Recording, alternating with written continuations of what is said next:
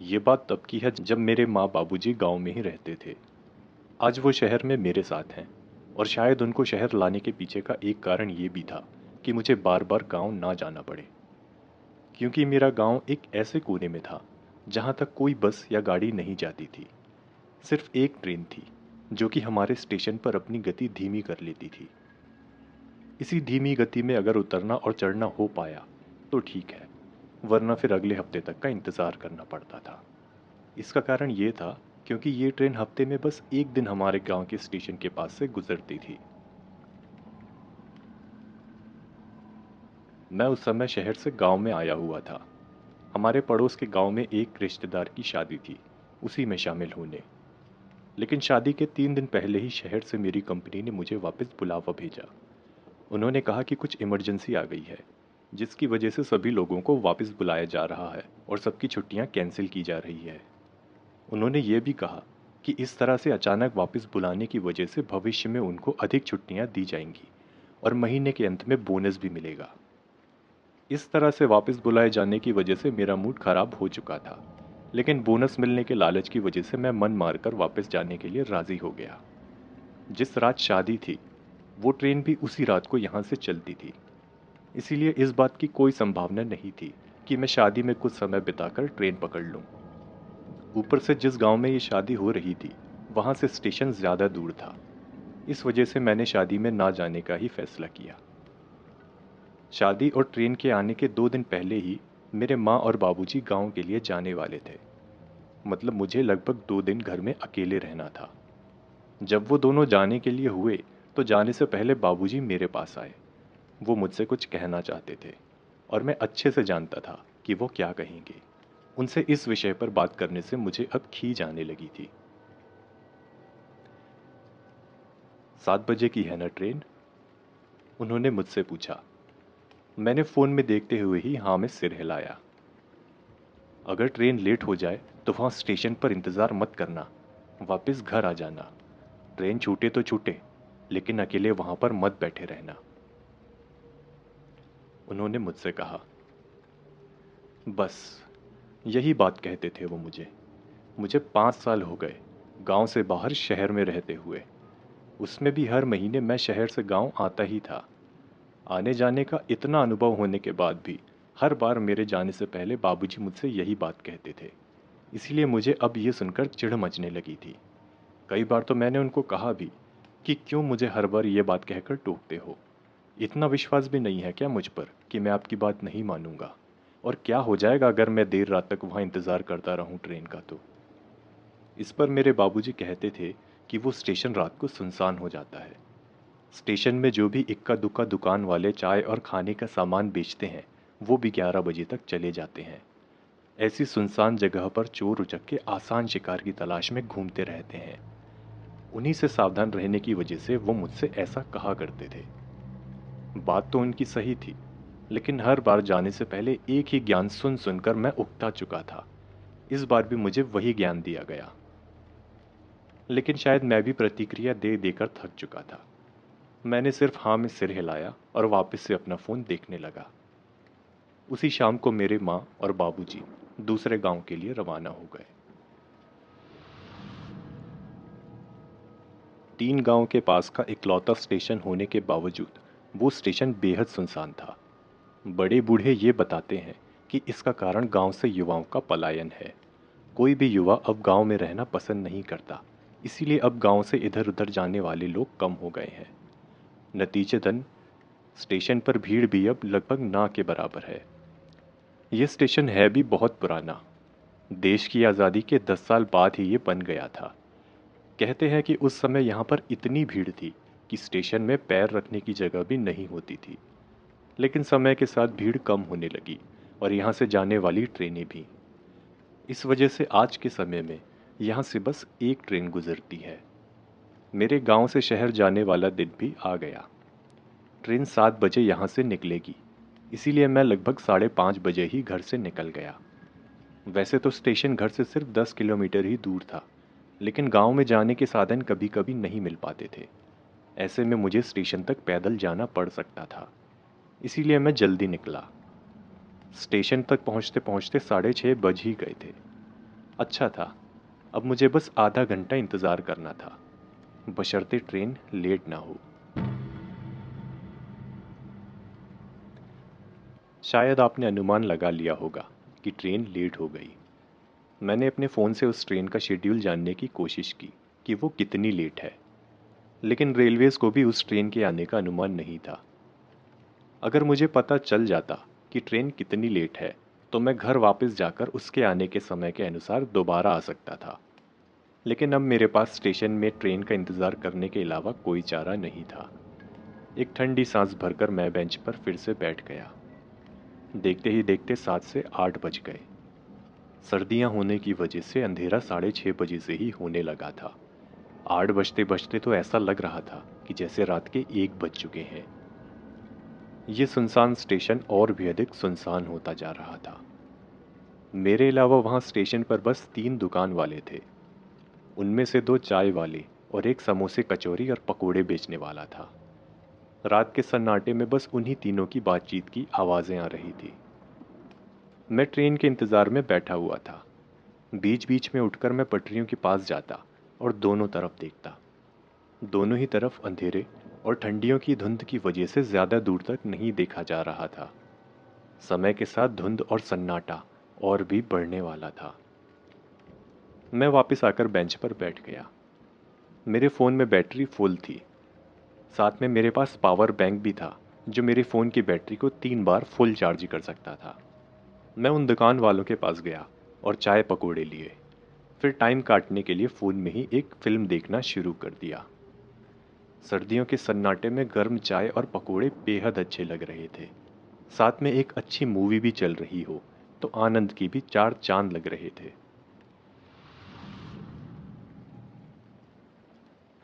Film खत्म होते होते रात के 11 बज चुके थे। ट्रेन अभी तक नहीं आई थी। मैंने फ़ोन को लॉक किया और हेडफोन्स अपने कान से निकाले। तब मुझे अपने पीछे खटर-पटर सुनाई दी। वो चाय वाले शायद अब अपना सामान समेट रहे थे।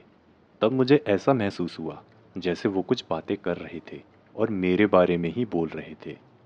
उनको लग रहा था कि मैंने अभी भी हेडफोन्स लगाए हुए हैं, तो मुझे सुनाई नहीं दे रहा होगा। लेकिन रात के सन्नाटे में मुझे उनकी बात साफ सुनाई दे रही थी। देख, ये अभी भी यहीं बैठा है। लगता है उसी ट्रेन का इंतज़ार कर रहा है। 7 बजे से पहले ही आ चुका था ये, और वही ट्रेन आज लेट हुई है। चाय वाले ने अपने साथी से कहा। उसके साथी ने बर्तन समेटते हुए ही जवाब दिया। सही कहा। शायद इसे पता नहीं होगा कि अगर वो ट्रेन लेट होती है तो 12 से पहले कभी नहीं आती। हम तो जा रहे हैं, तो क्या इसे यहाँ पर अकेला छोड़ दें? पहले वाले ने अपने साथी से सवाल किया। मुझे नहीं पता। उस ट्रेन में जा रहा है, और वो भी यहाँ, इस स्टेशन से। इस स्टेशन से चढ़ने वाले को स्टेशन के बारे में इतना तो पता होना चाहिए ना, कि यहाँ पर 11 के बाद कितना खतरा है। हाँ, लेकिन हो सकता है कि ये पहली बार आया हो। मैं उनकी बातें चुपचाप सुन रहा था। ऐसा नहीं था कि उन दुकान वालों ने मुझे पहले कभी नहीं देखा था। मैं कई बार इस स्टेशन से चढ़ा हूँ और इनसे सामान भी कई बार लिया है। लेकिन सर्दी की वजह से मैंने चेहरा ढका हुआ था, इसीलिए शायद वो मुझे पहचान नहीं पाए। मैंने भी उनकी बातों के बीच में बोलना ठीक नहीं समझा और चुपचाप से उनकी बातें सुनता रहा। उस चाय वाले ने पकोड़े वाले से कहा, ए भूरा, जा जाकर उससे बोल कि रात को यहाँ पर ना रुके। उस पकोड़े वाले का कोई जवाब नहीं आया।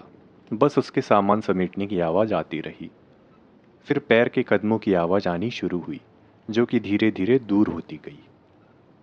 साफ था कि वो पकोड़े वाला मुझसे कुछ बोलने की बजाय चुपचाप अपना सामान समेटकर चला गया था। उस चाय वाले ने उसको कुछ गालियां दी और फिर उसके कदमों की आवाज़ आने लगी, जैसे वो मेरे पास आ रहा हो।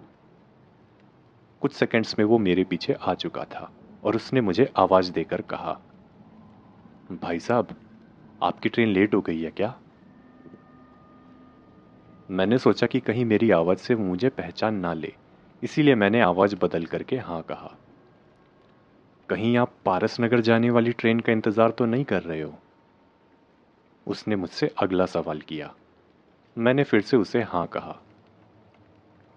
इस बार मेरे हाँ कहने पर मैंने महसूस किया कि उसकी आंखों और चेहरे पर डर उभर आया था। उसने उसी तरह से डरते हुए अपने साथी की तरफ देखा। उसके साथी ने कोई प्रतिक्रिया नहीं दी और वो चुपचाप से अपना सामान समेटने में ही लगा रहा। मैंने भी कुछ नहीं कहा। मैं सुनना चाहता था कि आगे वो क्या कहता है। उसने कहा, भाई रात को यहाँ पर अकेले रुकना ठीक नहीं है। देखो कितना सन्नाटा है। ऊपर से हम दोनों भी अब घर जा रहे हैं। यहाँ पर आप अकेले मत रहो। मैंने उसी तरह से आवाज बदल करके उससे पूछा, क्यों? क्या होता है यहाँ पर रात को? कोई चोर या लुटेरा आता है क्या? उसने थोड़ा हंसते हुए जवाब दिया, काश कि चोर डाकू का खतरा होता, तब तो हम कुछ कर भी पाते। लेकिन यहाँ पर जो आता है उसकी वजह से इतना सन्नाटा होने के बावजूद कोई चोर डाकू तक यहाँ पर रात को नहीं घूमता। ऊपर से आप खुद देखो, स्टेशन पर घूमने वाले आवारा कुत्ते भी अब यहाँ से जा चुके हैं। उनको भी पता है कि यहाँ पर रात को रुकना ठीक नहीं है। आप मेरी बात मानो और यहाँ से जाओ। उसकी बात सुनकर मैंने इधर उधर देखा। वाकई अभी थोड़ी देर पहले तक स्टेशन में जो आवारा कुत्ते घूम रहे थे वो जा चुके थे। लेकिन मैं हर चीज के पीछे तर्क ढूंढता हूँ। स्टेशन और दुकानें इस समय बंद हो जाती हैं, तो कुत्तों को खाने के लिए कुछ नहीं मिलता होगा, इसीलिए वो रात को यहाँ से चले जाते होंगे। उसी तरह रात को जब यहाँ पर कोई लूटने के लिए मिलता ही नहीं होगा, तो चोर डाकू भी यहाँ पर आकर क्या करेंगे? इसीलिए वो भी यहाँ पर नहीं आते होंगे। मन ही मन ये सब सोचकर मैंने उसे जवाब दिया, भाई मेरा ट्रेन पकड़ना बहुत ज़रूरी है, मुझे तो रुकना ही पड़ेगा। लेकिन आप ऐसे पहेलियों में क्यों बातें कर रहे हो? सीधे सीधे बताओ ना कि खतरा क्या है। उस चाय वाले ने अपने साथी की तरफ देखा।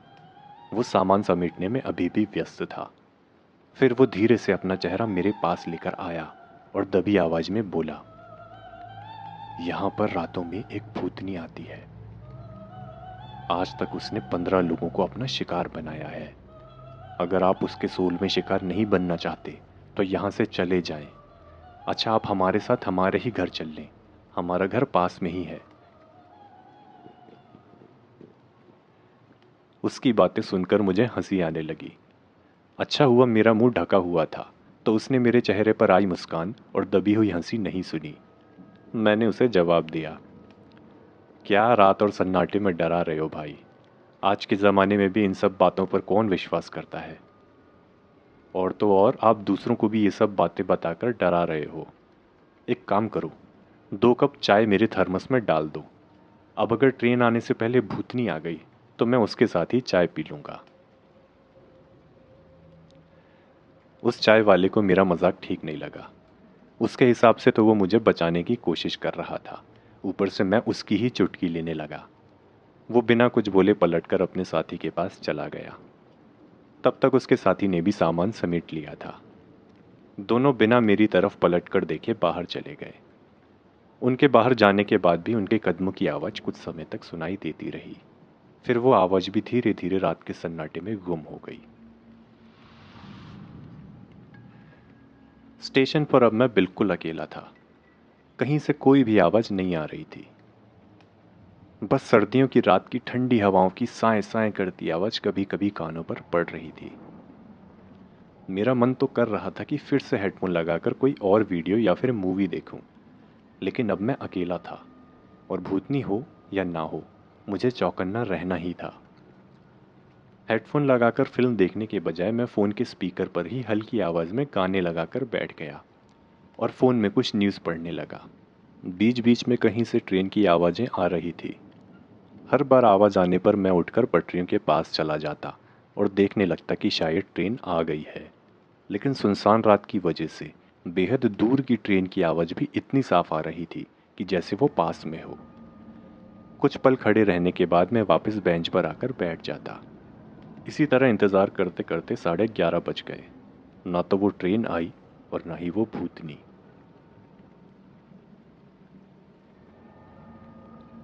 मैं बैठा बैठा न्यूज़ पढ़ रहा था कि अचानक मुझे किसी के चलने की आवाज़ आई। मैं चौंककर इधर-उधर देखने लगा। आवाज़ गूंजने की वजह से मैं समझ नहीं पा रहा था कि आवाज़ किस दिशा से आ रही थी। कहीं सच में कोई चोर डाकू स्टेशन पर अकेले इंसान को देखकर यहाँ ना आ रहा हो। वो कदमों की आवाज़ तेज होती गई। वो जो भी था, मेरी ही तरफ आ रहा था। कुछ पलों बाद मुझे मेरी तरफ एक ओर से एक आकृति आती दिखाई दी। मैं आंखें छोटी कर करके उसको देखने की कोशिश करने लगा कि ये है कौन। और कुछ पलों बाद ये जो भी था मेरे सामने आ चुका था। ये कोई भूतनी नहीं थी, बल्कि एक सामान्य से दिखने वाला गांव का ही शायद कोई शख्स था। उसने मेरी तरफ मुस्कुराते हुए देखा और हल्के से सिर हिलाया, जैसे नमस्ते कर रहा हो। उसके बाद वो भी पटरियों के पास जाकर दोनों तरफ देखने लगा, जैसे ट्रेन के आने की राह देख रहा हो। लेकिन ट्रेन 12 बजे से पहले कहाँ आनी थी, इसीलिए वो भी वापस आकर बेंच में मेरे ही बगल में बैठ गया। हालांकि स्टेशन में और भी खाली बेंचें थी, लेकिन उसका मेरे बगल में आना मुझे अच्छा लगा। चलो, किसी का तो साथ मिला। अब इस सुनसान स्टेशन में इतना चौकन्ना नहीं रहना पड़ेगा। मैं उस शख्स को देखकर पहचानने की कोशिश करने लगा। गांव में तो कहीं नहीं देखा था उसे, लेकिन उसका पहनावा किसी गांव वाले जैसा ही था। कुर्ता पजामा और उसके ऊपर एक ऊनी स्वेटर, जो कि हाथ से सिला हुआ था। सिर पर एक ऊनी टोपी और आंखों में चश्मा। उसने चेहरा नहीं ढका था, इसीलिए उसकी शक्ल देखने में मुझे कोई परेशानी नहीं हो रही थी। उसके हाथ में कपड़ों का एक झोला था, जिसमें कुछ हल्का फुल्का सामान रखा हुआ था। देखने में वो झोला लगभग खाली लग रहा था। अब तक मैंने अपना फ़ोन लॉक कर दिया था। उस शख्स ने ही पहले बोलना शुरू किया। आप पारसनगर वाली ट्रेन का इंतज़ार कर रहे हैं? मैंने उसे जवाब दिया, जी हाँ। और आप? मैं भी। मुझे भी वहीं जाना है। मुझे जानकर खुशी हुई कि चलो ट्रेन में एक साथ ही मिल गया। लेकिन फिर मेरे मन में सवाल आया, अगर इसे पारसनगर ही जाना था तो ये अभी क्यों आया? ट्रेन तो 7 बजे आती है। मैंने उससे ये सवाल पूछ लिया, तो उसने मुझे जवाब दिया, वो ऐसा है कि अगर ट्रेन लेट हो जाती है, मैं यहाँ से सिर्फ तभी जाता हूँ। उसका जवाब मुझे समझ में नहीं आया। मैंने आंखें इस तरह से सिकोड़ी जैसे पूछ रहा हूँ कि कहना क्या चाहते हो। उसने मेरा इशारा समझते हुए जवाब दिया, ऐसा है कि ट्रेन के आने का समय है 7 बजे, लेकिन जिस गांव से मैं आता हूँ, वहाँ से यहाँ तक अपना काम खत्म करके 7 बजे तक नहीं पहुँचा जा सकता। इसीलिए जब मुझे पता चलता है कि ट्रेन लेट हो गई है, मैं तभी गांव से यहाँ के लिए निकलता हूँ और सिर्फ तभी ट्रेन से पारसनगर जाता हूँ। मैंने उससे आगे पूछा, और अगर ट्रेन लेट नहीं होती है तो? उसने बताया, अगर ट्रेन लेट नहीं होती है तो मेरा यहाँ पर आना ही बेकार है। फिर मैं अगले दिन अपने एक साथी की गाड़ी से पारसनगर के लिए निकलता हूँ। इसी तरह से हम दोनों में और भी बातें होने लगी। पता नहीं क्यों, लेकिन उसकी मौजूदगी में मुझे अपनापन लग रहा था, जैसे उसके साथ होने से मैं सुरक्षित हूँ। शायद इंसान का दिमाग ऐसे ही काम करता है। रात को अकेले में डर लगता है, लेकिन बस एक इंसान या फिर जानवर भर के साथ से सुरक्षा महसूस होने लगती है, क्योंकि एक जोड़ी आंखों से दो जोड़ी आंखें भली। बातों ही बातों में मेरे दिमाग में एक विचार आया। ये इतनी रात में अकेले में यहाँ पर आया है, ऊपर से हर बात का जवाब इतने अच्छे से दे रहा है कि जैसे रट्टा मारा हो। कहीं ये खुद कोई चोर डाकू तो नहीं? इस पहलू की संभावना मेरे दिमाग में आते ही साथ मैंने धीरे से अपने हाथ में पकड़ा हुआ फोन अपनी जेब में डाल दिया। मैं उससे अभी भी बातचीत करता रहा, लेकिन अब मैं उससे कुछ ऐसी बातें उगलवाने लगा जिससे मुझे थोड़ा पता चले कि ये सच में कोई चोर है या नहीं। मैं उससे पारस नगर में उसके काम और रहने की जगह के बारे में पूछने लगा। उसने उनका सही सही जवाब दिया। उसके द्वारा मेरे घर के बारे में पूछने पर मैंने अपने घर और इलाके का पता थोड़ा गलत बताया, लेकिन आश्चर्यजनक रूप से उसने ही मुझे बताया कि जिस मोहल्ले की मैं बातें कर रहा हूँ वो उस इलाके का है ही नहीं। उसने ही मेरा इलाका सही तरीके से बता दिया। अगर ये कोई चोर होता तो इसे कोई फ़र्क नहीं पड़ता कि मैं सही बता रहा हूँ या गलत। लेकिन इसने मेरी गलती पकड़ी और जिस तरीके से बताया उससे लगता है कि ये वाकई पारस नगर की काफ़ी जानकारी रखता है। मुझे यकीन हो गया कि यह कोई चोर नहीं हो सकता। अब मैं उसके साथ और भी थोड़ा खुलकर बातें करने लगा। उससे बातें करते हुए मुझे पूरा समय ऐसा लग रहा था कि इस शख्स में कुछ बात तो अलग है जो इसे बाकियों से अलग बनाती है। हम दोनों का ही ध्यान नहीं गया और समय कब का 12 के पार हो गया। कुछ पलों बाद मुझे ट्रेन की आवाज़ आई। तब मेरा ध्यान समय पर गया। मैं उत्सुकता से उठा और पटरियों के पास जाकर देखने लगा। भले ही कोहरा था, लेकिन कोहरे के पीछे से आता हुआ ट्रेन का प्रकाश साफ दिख रहा था। यकीनन ट्रेन आ चुकी थी। लो, बातों ही बातों में कब 40 मिनट बीत गए और ट्रेन आने का समय हो गया, पता ही नहीं चला। कहते हुए मैं पलटा और पलटते ही साथ चौंक गया। मेरा बैग और वो शख्स दोनों ही बेंच से गायब थे। मैं तेजी से प्लेटफॉर्म के हर तरफ देखने लगा और मुझे एक तरफ वो शख्स अपने बैग के साथ भागता दिखा। आखिर मेरा दिमाग मुझे सही इशारा कर रहा था। ये शख्स चोर ही था। मेरे सामने दुविधा थी, बैग के पीछे भागूं या ट्रेन पकड़ूं। दोनों में से एक ही चीज़ हो सकती थी। बैग में मेरा लैपटॉप था। अगर मैं ट्रेन पकड़ भी लेता तो बिना लैपटॉप के मेरा काम नहीं होना था। ऊपर से लैपटॉप गुम जाने का फ़ाइन भी अलग से कंपनी मुझसे वसूल करती। इसीलिए मैंने उस चोर के पीछे भागना ही सही समझा। तेजी से भागने के लिए मैंने अपने जूते उतार दिए और चेहरे पर लगाया मफलर भी उतार कर नीचे फेंका, ताकि भागते हुए सांस लेने में परेशानी ना हो। जूते और मफलर दोनों ही उसी बेंच के पास नीचे ज़मीन पर गिर गए। मैं उस चोर के पीछे भागने लगा। वो मुझे चकमा देने के लिए टेढ़ा मेढ़ा भाग रहा था। कभी वो किसी दीवार के पीछे छुपते हुए भागता तो कभी दीवार फांद के, लेकिन मैंने भी उसका पीछा नहीं छोड़ा। वो जहां भी मुझे चकमा देने की कोशिश करता, मुझे वो इतना दिख ही जाता कि अब वो किस तरफ गया है। मैं भी फिर उसी तरफ उसका पीछा करता। इसी तरह चूहे बिल्ली का खेल करते हुए 15 मिनट बीत गए। ट्रेन तो कब की छूट चुकी थी, लेकिन पीछा करते समय एक समय ऐसा आया जब वो बिल्कुल ही गायब हो गया। मतलब वो कहाँ भागा, मुझे बिल्कुल भी पता नहीं चला। मैं कुछ पलों के लिए वहीं पर खड़ा इधर उधर देखता रहा कि कहीं पर उसकी कुछ तो झलक दिख जाएगी या फिर उसके भागने की आवाज़ आ जाएगी, लेकिन कहीं से कोई भी संकेत नहीं मिला। मैंने अपना माथा पीट लिया। यकीनन मेरा बैग चोरी हो चुका था। मायूस मन से मैं वापस स्टेशन की तरफ जाने लगा।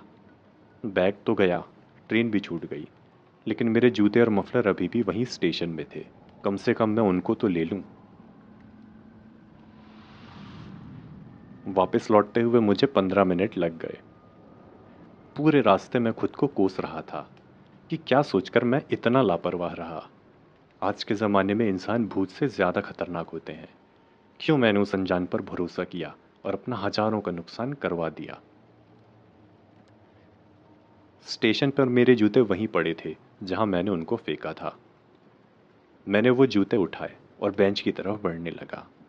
मैं बेंच पर बैठकर जूते पहनना चाहता था, लेकिन जैसे ही मैं बेंच के सामने आया, मेरी हैरानी का ठिकाना नहीं रहा। पता नहीं हैरानी को खुशी से मिलाने पर होने वाली इंसानी भावना को क्या कहते हैं, लेकिन मैं वही अनुभव कर रहा था, क्योंकि बेंच पर मेरा बैग रखा हुआ था। लेकिन कैसे? क्या मेरे पैदल आने के दौरान वो चोर भी वापस आया और बैग वापस रख दिया? लेकिन उसने ऐसा क्यों किया? ऐसा तो नहीं कि उसने बैग में से कीमती सामान निकाल लिया और तरस खाकर बैग वापस यहीं छोड़ दिया। मैं जल्दी से आकर बैग खोलकर उसे देखने लगा। बैग में सारा सामान जैसे का तैसा था। यह देखकर मुझे भारी खुशी हुई और चोर की नीयत पर आश्चर्य भी हुआ। ये कैसा चोर था भाई? कुछ चुराता नहीं है, बस लोगों को दौड़ाता है। खैर जो भी था, मेरा बैग तो कम से कम वापस मिल चुका था। भले ही ट्रेन छूट गई थी, लेकिन बैग और लैपटॉप का वापस मिलना ही फिलहाल मेरे लिए खुशी की बात थी। मैंने तुरंत अपने ऑफिस वाले को एक मैसेज किया कि मैं कल तक नहीं आ पाऊंगा क्योंकि मेरी ट्रेन छूट चुकी है। इससे ज़्यादा अब मैं कुछ और कर भी नहीं सकता था। मैं जूते लेकर बेंच पर बैठ गया और उन्हें फिर से पहना। मेरा मफलर शायद हवा से उड़कर बेंच के नीचे चला गया था। जूते पहनने के बाद मैंने बैग टांगा और मफलर उठाने के लिए नीचे बैठा, और तब मैंने बेंच के नीचे देखा। नीचे देखते ही साथ मेरी आंखें डर के मारे बड़ी हो गईं। इतनी ठंड होने के बावजूद मेरे माथे से पसीने की बूंदें आने लगी और मेरा गला सूख गया। बेंच के नीचे एक बहुत डरावनी शक्ल की भूतनी किसी छिपकली के जैसे बेंच से पेट के बल चिपकी हुई थी। उसके कपड़े फटे पुराने थे, चेहरा जगह जगह से फटा और चोट खाया हुआ था। आंखों की जगह पर सिर्फ काले गड्ढे और मुंह से खून के जैसा कुछ लाल लाल टपक रहा था। और तो और उस भूतनी का पूरा शरीर भी नहीं था, सिर्फ कमर से ऊपर तक का हिस्सा था। मेरी नजर उस पर पड़ी तो वो मुझे ही देख रही थी। मुझे अपनी आंखों पर विश्वास नहीं हुआ कि जो मैं देख रहा हूं वो सच है भी या नहीं। कहीं ये मेरे अवचेतन मन की कोई शरारत तो नहीं। मैं अकड़ा सा उसे देखता रहा। ना मैं कुछ बोल पा रहा था और ना ही उठकर भाग पा रहा था। बस मुंह फाड़े हक्का बक्का सा उसे देखता रहा। फिर उस भूतनी ने ही मुझसे कहा, तू तो बच गया, लेकिन किसी को बताना नहीं कि मैं यहां पर छुपी रहती हूं। उसकी आवाज सुनने के बाद जैसे मेरी तंद्रा भंग हुई। नहीं, ये मेरी नजरों का धोखा या दिमाग की शरारत नहीं है। जो भी मैं देख रहा हूं वो सच में मेरे सामने है। दहशत में आकर मैं उठा और वहां से भागा। मैंने अपना बैग पहले ही टांग लिया था और मफलर भी हाथ में ले चुका था, वरना पक्का मैं उनको छोड़कर ही भाग जाता। भागते हुए मैं कहीं पर भी नहीं रुका। पूरे 10 किलोमीटर भागता हुआ सीधा अपने घर पहुंचा और दरवाजा जल्दी से बंद करके बिस्तर पर लेट गया। जो भी मेरे साथ हुआ था उसके बारे में मैं बिल्कुल भी नहीं सोचना चाहता था, लेकिन ऐसा कहाँ मुमकिन था। मेरा मन अभी अभी हुए उस हादसे की तरफ बार बार जा रहा था। जितना मैं उसके बारे में सोचता, डर मुझ पर उतना ही हावी होता जाता। रात के 2 बजे तक मुझे बुखार भी चढ़ गया। उसकी वजह से मैंने दवाई ली और उस दवाई की वजह से मुझे नींद आ गई।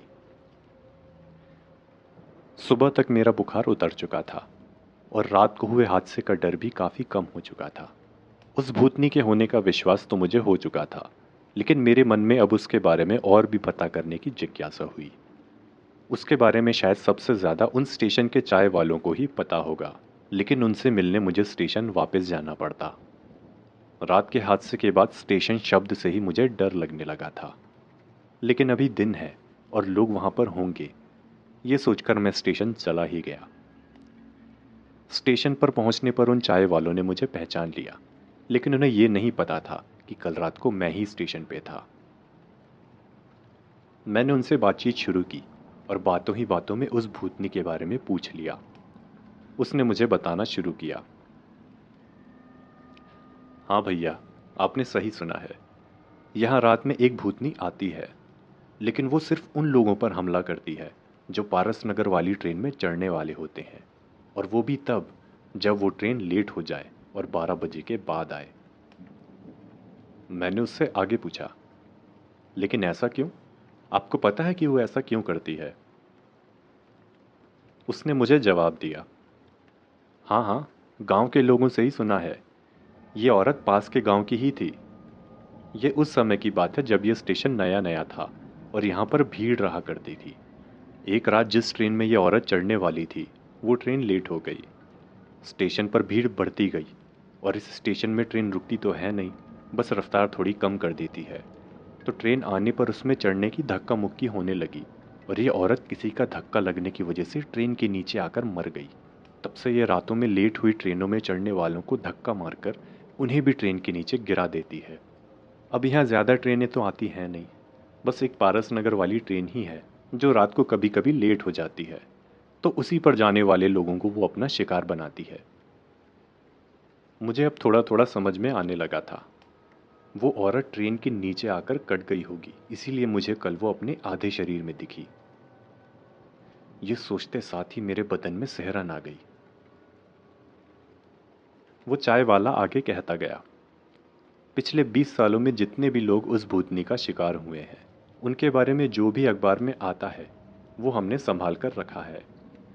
हम तो अपनी तरफ से सबको यहाँ से रात को जाने के लिए कहते हैं, लेकिन कभी कभी आ जाते हैं कुछ अड़ियल बेवकूफ़ लोग जो इन चीज़ों को बकवास मानते हैं। कल रात भी आया था ऐसा ही एक। अब वो बच गया तो ठीक है, वरना आ जाएगा उसके बारे में भी अखबार में। वो मेरी बात कर रहा था। अच्छा हुआ उसने मेरी शक्ल नहीं देखी थी। उसने कुछ अखबार मुझे दिए। उनमें पिछले 20 सालों में इस स्टेशन पर ट्रेन के नीचे आने वालों के बारे में था। मैं एक एक करके सबको देखने लगा। मुझे खुद भी नहीं पता था, लेकिन शायद मैं उन अखबारों में कुछ ढूंढ रहा था। जब मैं यहाँ मरने वाले आखिरी इंसान की खबर पर गया तो चौंक गया। हालांकि मुझे कहीं ना कहीं अनुमान हो गया था, लेकिन फिर भी जब यह खबर आंखों के सामने आई तो मुझे हैरानी हो ही गई। अखबार में जिसके बारे में खबर थी वो कोई और नहीं, वही शख्स था जो कल रात मुझे स्टेशन पर मिला था और मेरा बैग लेकर भागा था। वो शख्स कोई चोर या इंसान नहीं था, बल्कि खुद एक आत्मा था। उसका मेरा बैग लेकर भागना और ट्रेन की छूट जाने के बाद बैग का अपने आप बेंच पर वापस आ जाना। वो बस ये चाहता था कि मैं ट्रेन पर ना चढ़ूं, क्योंकि अगर मैं ट्रेन पर चढ़ता तो पक्का वो भूतनी मुझे ट्रेन के नीचे गिरा देती। मुझे रात में उसकी कही बात का ध्यान भी आया। उसने कहा था कि वो स्टेशन में तभी आता है जब ट्रेन लेट हो जाए। उसके मरने के बाद यहाँ कोई और हादसा तो हुआ भी नहीं, तो क्या उसने मेरी ही तरह और लोगों को भी बचाया?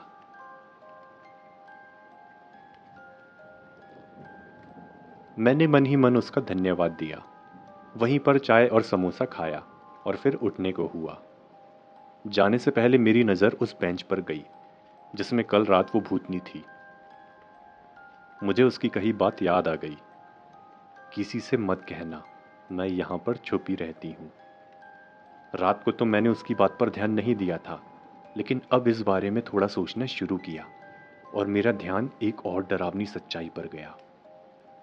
मैं यहाँ छुपी रहती हूँ, मतलब पूरे स्टेशन में जब मैं अकेला था और जब मैं रात को उस शख्स से, मतलब उस आत्मा से बातचीत भी कर रहा था, उस पूरे समय ये भूतनी हमारी ही बेंच के नीचे छुपी हुई थी।